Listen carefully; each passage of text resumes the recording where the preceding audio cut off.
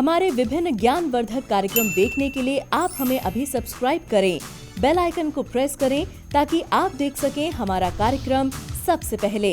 और अधिक जानकारी के लिए फेसबुक पेज को लाइक करना न भूलें। जय मां इंद्राक्षी। इंद्राक्षी धाम में दर्शकों आप सभी का हम हार्दिक स्वागत करते हैं।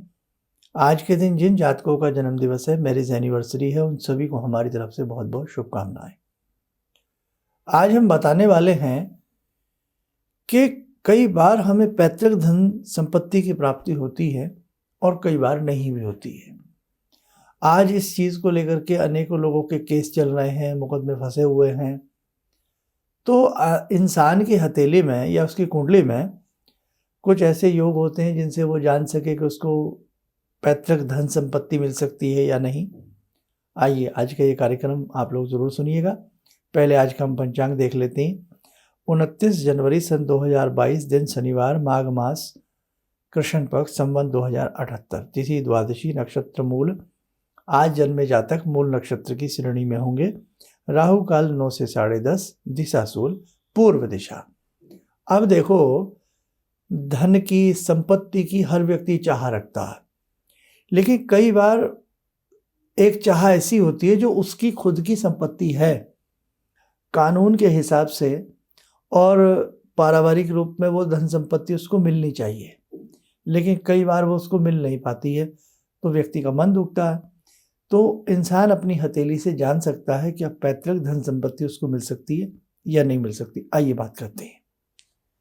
आपकी हथेली में यहाँ होती है एक सूर्य रेखा। अमूमन जिनके ये सूर्य रेखा डबल या ट्रिपल मार्ग में होती है और सूर्य का राहु के साथ पले होता है, यहाँ हथेली के मध्य में राहु होते हैं। अगर सूर्य रेखा डबल या ट्रिपल मार्ग में हो, सूर्य का राहु से संधि हो, तो ऐसे व्यक्ति को पैतृक धन संपत्ति ना के बराबर मिलती है, बहुत कम चांस होते हैं। यही आलम आपकी जन्म पत्रिका में है। जन्म पत्रिका के किसी भी भाव में सूर्य राहु के साथ बैठ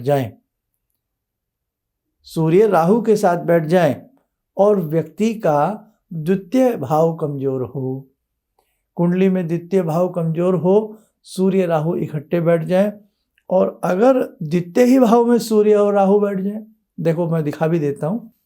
ये कुंडली है, इसके दूसरे घर में सूर्य और राहु बैठे हैं। दूसरा जो हाउस होता है कुंडली का, ये धन भाव भी कहलाता है, कुटुंब का भी कहलाता है। आप कुटुंब, आपका परिवार, आपकी पैतृक धन संपत्ति, और पैतृक धन संपत्ति में क्या आ गया? सूर्य ग्रहण लग गया। सूर्य आत्मा के भी कारक हैं, सूर्य पिता के भी कारक हैं। तो यदि यह स्थिति आपकी कुंडली में है तो बहुत कम चांस है कि आपको पैतृक धन संपदा प्राप्त हो। आगे बढ़ते हैं। ये आपकी हथेली में बहुत संकरा गड्ढा, बहुत गहरा गड्ढा हो, संकरा कह रहे हैं, बहुत गहरा गड्ढा हो, और गहरे गड्ढे के साथ साथ आपकी हथेली में ना सनलाइन नजर आती हो और ना आपकी हथेली में सैटर्न लाइन नजर आती हो, न शनि रेखा नजर आती है, न सूर्य रेखा नजर आती है, तो भी आपको पैतृक धन संपदा प्राप्त नहीं होगी। और देखो, अपवाद हर चीज का है, ऑप्शन हर चीज का है। कई बार अगर हमारे साथ ये समस्या है कि हमें पैतृक धन संपदा नहीं मिल पा रही है और कायदे में हमें मिलनी चाहिए या प्रेम से हमें मिलनी चाहिए बिना किसी विवाद के, उसके लिए अनेकों प्रकार के रास्ते होते हैं, अनेकों प्रकार के उपाय होते हैं। यदि साधक जन उन उपायों को करें तो बहुत ही प्रेम भाव से, बिना किसी मनमुटाव के, आपको आपकी पैतृक धन संपदा प्राप्त हो सकती है। उसके लिए कुछ विशेष चीज़ें होती हैं जो कॉमन उपाय नहीं हो सकता। सबकी अलग अलग कुंडली देखी जाती है, अलग रूप से हाथ देखा जाता, तब वो जाकर के बात सिद्ध होती है। आगे बढ़ते हैं। मंगल ए और मंगल बी। अगर मंगल ए, यह मंगल ए होता है, ये मंगल बी होता है, मंगल 2 होते हैं। जैसे मंगल को 2 राशियां प्राप्त हैं। कौन कौन सी राशि प्राप्त है? मेष और वृश्चिक, स्कॉर्पियो। मंगल ए बिल्कुल अवरुद्ध हो और मंगल ए का झुकाव भी राहु की तरफ हो, ये अनुभव से देखा जाता है। ये ऐसे आप नहीं समझ पाओगे इसको कि मैं किसी बोर्ड से चाक मिट्टी लेकर के समझाऊं, नहीं समझ पाओगे। ये अनुभव है। तो मंगल आपकी हथेली में जो बसते हैं उनका झुकाव राहु की तरफ हो या राहु का झुकाव मंगल की तरफ हो, तो ये परिभाषा भी आपके काम को उलट कर देगी, मतलब आपको पैतृक धन संपदा प्राप्त नहीं होगी। तो ये पैतृक धन संपदा किन स्थितियों में प्राप्त नहीं होती है, मैंने आपको कुछ पॉइंट बताए हैं। ऐसे और भी अनेकों पॉइंट हैं कि जिनसे आप जान सकते हैं। एक मिसाल और दे देते हैं। जन्म पत्रिका का प्रथम भाव, जन्म पत्रिका का द्वितीय भाव और आपका भाग्य भाव और एकादश भाव, लाभ भाव, 4 भाव एक बार दिखा भी देता हूं नमूने के तौर पे। जन्म पत्रिका का ये प्रथम भाव, इसे लगन कहते हैं। द्वितीय भाव धन भाव, जो भी हमने बात की। भाग्य भाव नवम भाव और एकादश भाव 11वां घर। ये 4 भाव यदि आपकी जन्म पत्रिका में निर्बल हैं, कमजोर हैं, तो भी आपको धन संपदा प्राप्त नहीं होगी, बहुत कम चांस है। अब देखो साधकों, मैं एक बात करता हूं। धन, पुत्र, यश, कलत्र, ये सब प्रारब्ध के कर्म से हमें प्राप्त होते हैं। कई बार बहुत बड़ी जमीन जायदाद होते हुए भी आपका उस पर नामो निशान, आपका अधिकार तक नहीं होता। और कई बार आपने कुछ भी नहीं किया होता है, आप बहुत बड़ी संपत्ति के स्वामी बन जाते हैं, राजशाही राजपाट आपको प्राप्त हो जाता है। ये सब भाग्य का खेल है साहब। मेहनत अपनी जगह है और व्यक्ति का लक, व्यक्ति का भाग्य अपनी जगह है।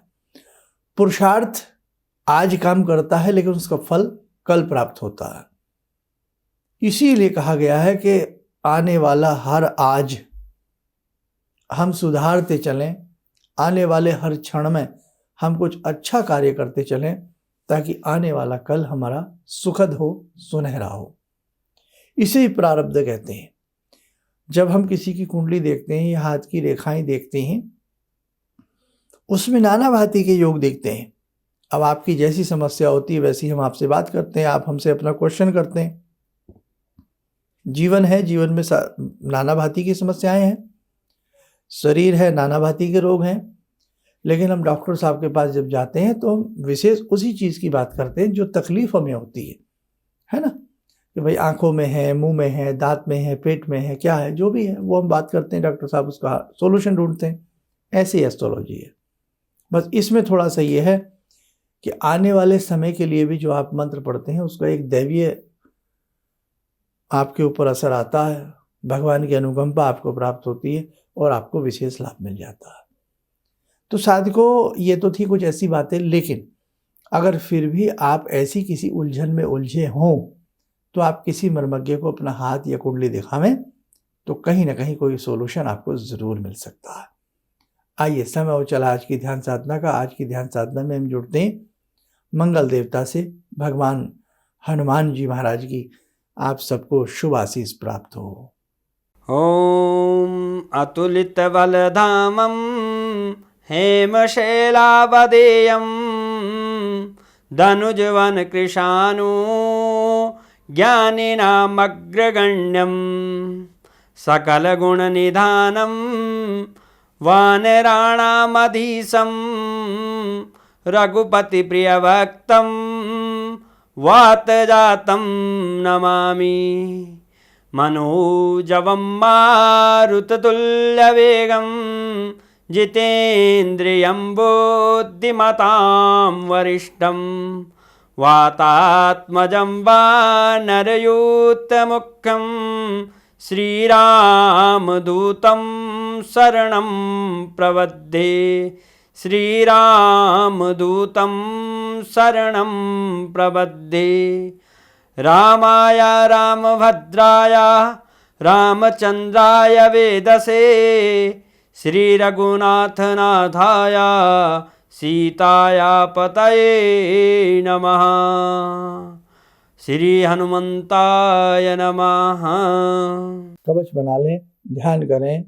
भगवान हनुमान जी महाराज का सभी को शुभ आशीष, शुभ स्नेह उनके ऊपर, सबके ऊपर बरस रहा है।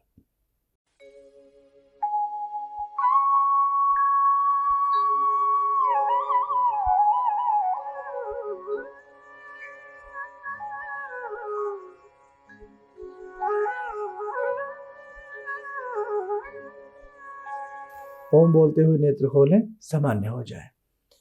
देखो साधकों, इसीलिए कहा जाता है कि आप जब भी अपनी वैदिक जन्म पत्रिकाएं बनवाएं और 9 मुखी के 9 रुद्राक्ष पहनना बहुत अच्छा होता है। और एक लक्ष्मी का रुद्राक्ष भी होता है जिसको 64 योगिनी रुद्राक्ष कहते हैं। 64 योगिनी रुद्राक्ष भी आप पहन सकते हैं, इसके लिए बहुत अच्छा रहेगा। जब भी आप रुद्राक्ष पहने, चांदी में, लाल धागे में या स्वर्ण में, सोने में पहने। कोशिश करें काले धागे में रुद्राक्ष को ना धारण करें अगर इस प्रकार की किसी के साथ समस्या है। वैसे रुद्राक्ष को लाल धागे में पहनना ही बहुत अच्छा होता है ना। चांदी सोने में उसकी पावर थोड़ी बढ़ जाती है। और श्री यंत्र महालक्ष्मी का यंत्र होता है, धन संपत्ति प्राप्त होती है। तो श्री यंत्र की विशेष प्रकार की साधना, जैसे कमला स्तुति हो गई, महालक्ष्मी के विशेष नाम हो गए, तो श्री यंत्र सोने का हो, चांदी का हो या भोजपत्र पे बना हो, उसकी भी घर में स्थापना करनी चाहिए। और जैसे जैसे आप इन सब आध्यात्मिक चीज़ों की पूजा पाठ करते हैं ना, धीरे धीरे आपको विशेष लाभ की प्राप्ति होती है। बाकी अच्छा कर्म करते रहिए, अच्छी सोच सोचिए, नेक नियति रखिए, नेक संगत रखिए, भगवान आपके सारे कार्यों को पूर्ण करेंगे। आप सुखी रहें, स्वस्थ रहें।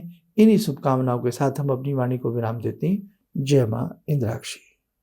गुरु जी से मैं तब से जुड़ा हूँ जब से वो एक चैनल आती थी P7, उसी से मैं जुड़ा हुआ था। और गुरुदेव से हमारी जब मुलाकात हुई तो मैं आश्चर्यचकित रह गया जब उन्होंने हमसे बताया कि आपके साथ ऐसे ऐसे हुई। तो मैं इतना आश्चर्य हो गया कि इन्हें कैसे मालूम, और इतना बढ़िया इन्होंने बताया जिसके वजह से मैं आज तक उनसे प्रभावित हूँ। और इनका बताने का शैली वगैरह इतनी बढ़िया है जो हम अपने क्लास के टीचर से भी उतना बढ़िया नहीं समझ पाते थे। ये हमें बहुत पसंद आई। और दूसरी बात कि इनके साथ जितने भी मैं जब से जुड़ा रहा, जो भी समस्या आई, मैं बहुत ही अच्छा तरह से मेरे सॉल्व होते चले गए। और आज तक मैं उनके आशीर्वाद से मैं बहुत सुखी हूँ। किसी भी समस्या के समाधान के लिए मिले प्रसिद्ध हस्तरेखा एवं वास्तु विशेषज्ञ प्रोफेसर धर्मेंद्र शर्मा जी से। नोट: शिविर में भाग लेने हेतु एवं व्यक्तिगत रूप से मिलने के लिए कॉल करने का समय सुबह 10 बजे से शाम 6 बजे तक। हमारे विभिन्न ज्ञानवर्धक कार्यक्रम देखने के लिए आप हमें अभी सब्सक्राइब करें, बेल आइकन को प्रेस करें ताकि आप देख सकें हमारा कार्यक्रम सबसे पहले। और अधिक जानकारी के लिए फेसबुक पेज को लाइक करना न भूलें।